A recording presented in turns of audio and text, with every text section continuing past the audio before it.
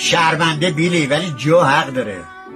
شیشلول اضافهشو ندیدم، باز بگم اون منو گیر انداخت.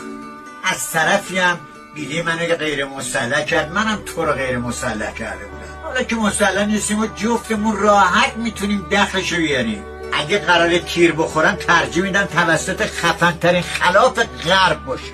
شما هیچ کدومتون نمیتونین با من در بیفتین. منم لوک خوششانس. آره به من میگن لوک خوششانس. اولین کارتونی که حرف زدم، انیمیشنی که حرف زدم، فیلم 101 سگ خالدار بود.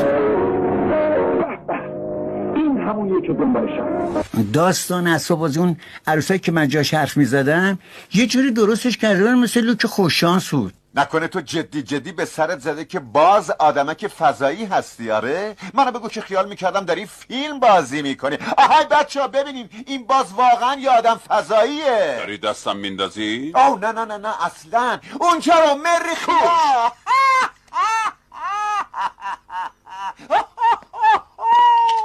من الان نزدیک 65 ساله که کارم دوبلاژه.